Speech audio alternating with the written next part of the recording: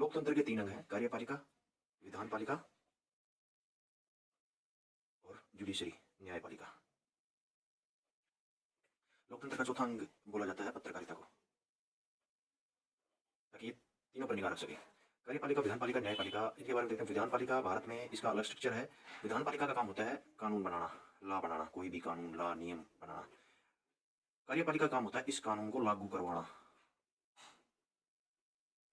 चीजों को लागू करवाना। न्यायपालिका का काम होता है इस कानून के आधार पर न्याय करना और इस कानून की समीक्षा करना कि ये कानून जो बने हैं ये संविधान के हिसाब से बने हैं, संविधान के अकॉर्डिंग बने हैं या कोई आर्बिट्रेशन से बने हैं। क्योंकि कई बार सरकार अगर डिक्टेटरशिप की टाइप आ जाए, तानाशाह सरकार आ जाए, तो वो ऐसे लॉ बना सकती है जो जनता के नुकसान के हों।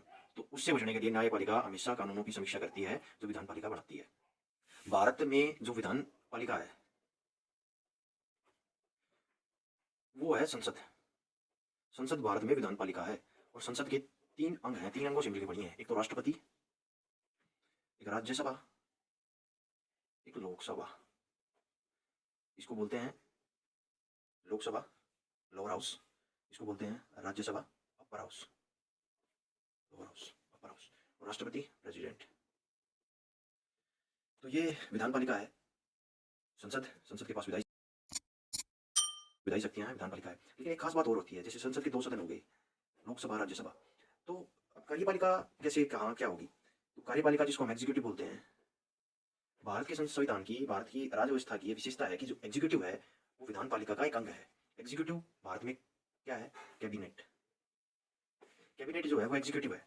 एग्जीक्यूटिव जो है, कैबिनेट का काम क्या होता है कि जो भी कानून बनाए हैं उनको लागू करवाना। एग्जीक्यूटिव भी 2 प्रकार की है, एक तो है परमानेंट, एक है टेम्परेरी।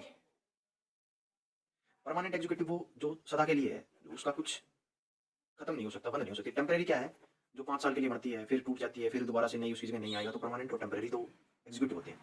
टेम्परेरी एग्जीक्यूटिव में आपकी आती है कैबिनेट। कैबिनेट ही टेम्परेरी एग्जीक्यूटिव है। परमानेंट एग्जीक्यूटिव में आपके आते हैं जो भी सिविल सर्विसेज हैं, जो सर्विसेज हैं, इसके लिए भी ये सारे पुलिस फोर्स आपकी जो भी है वो परमानेंट में आती है। उसका कोई डिसोल्यूशन नहीं होता, उसको डिसोल्व नहीं करता। लेकिन ये क्या है, लोकसभा डिसोल्व हो गई तो ये डिसोल्व हो जाती है। जब दोबारा नई लोकसभा बनेगी तो फिर नई कैबिनेट चुनी जाएगी, तो दोबारा से टेम्परेरी, इसलिए इसको टेम्परेरी बोला जाता है। तो अगर चित्र में देखूं तो ये भारत की संसद है। इस संसद का ये जो संसद है ये विधायपालिका है। भारत में ये कार्यपालिका है। ये इसको हम जो कैबिनेट बोलते हैं, ये कैबिनेट जो है यही टेम्परेरी पार्ट है, टेम्परेरी ऑर्गन है एग्जीक्यूटिव का। और बाकी का बचा हुआ है वो परमानेंट एग्जीक्यूटिव है, परमानेंट पार्ट है। इसमें राज्यसभा और लोकसभा 2 सदन होते हैं। तो ऐसा नहीं है कि कैबिनेट में जो मंत्री होता है वो सिर्फ लोकसभा से हो सकता है। कैबिनेट में वो मंत्री भी शामिल हो सकते हैं जो राज्यसभा के सदस्य होते हैं। तो लोकसभा से भी आ सकते हैं और राज्यसभा से भी आ सकते हैं, लेकिन हमने ये होता है कि लोकसभा के सदस्यों को ही बनाया जाता है।